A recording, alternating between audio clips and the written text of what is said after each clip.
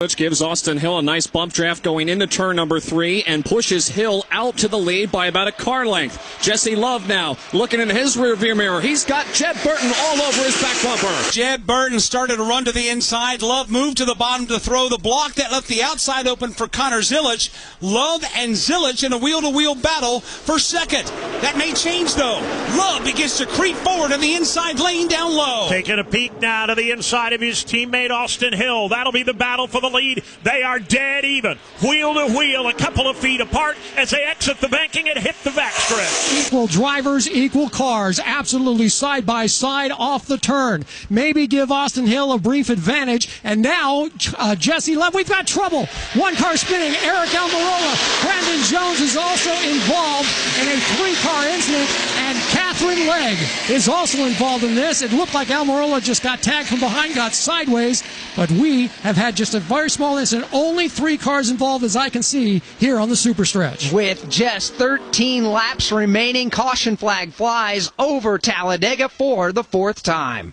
Here at the Talladega Super Speedway, working the caution flag, 11 laps to go in this one. Todd Gordon, you've had multiple opportunities to watch different replays. What'd you see happen over there on the Alabama Gang Super Stretch? Looked like Eric Almirola tried to make a move up into the 3rd lane when he wasn't clear. Catherine Legg was outside of him by about a foot, and Eric made the turn up. That just hooked himself off the front of Catherine's car, but she was definitely to his outside at that point. Unfortunate for everybody involved. So, Dan Hubbard, what's the cleanup situation like over there in front of you? Well, they have thrown absolutely every safety team truck at this thing. They are in a hurry. I don't see any fluid on the track, so it's just a matter of picking up the debris. So that is the story over there. And Tim Catalfamo, you've been watching things closely with the eagle eyes over there in turns 3 and 4.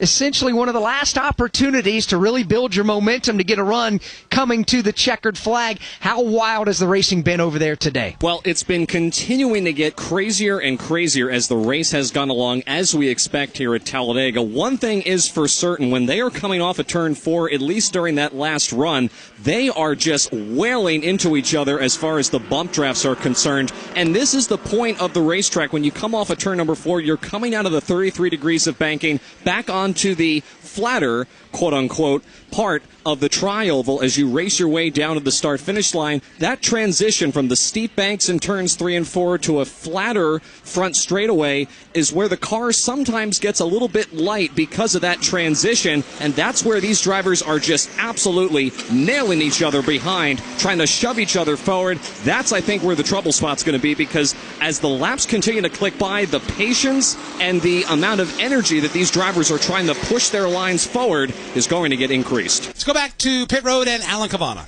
Brandon Jones is off pit road for a second time. A lot of damage. Bear bond on the left side. Even more damage on the right side, but he was able to drive it back. He says there's still a tire rub, so they may have to pit once again to see if they can fix that, but still able to drive on. His teammate, Eric Almirola, different story. He was able to drive away from the crash, but immediately said this is wrecked and drove it straight to the garage. Alice, we've had 4 caution flags this afternoon. 2 for stage breaks, 2 for multi-car crashes. However, when we talk multi-car crashes, we're used to seeing more cars involved. The first one we only had 5. This one we only had 3.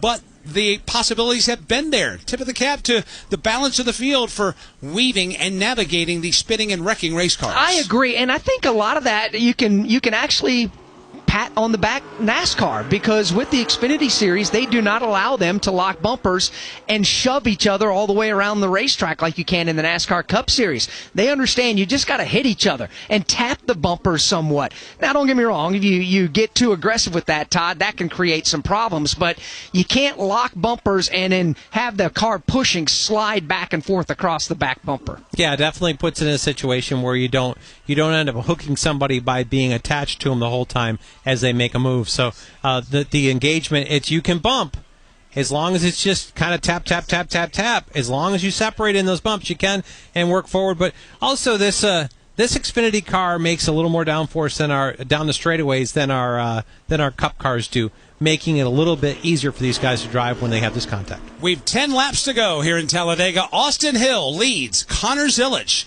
Jesse Love, Nick Sanchez, and Jed Burton.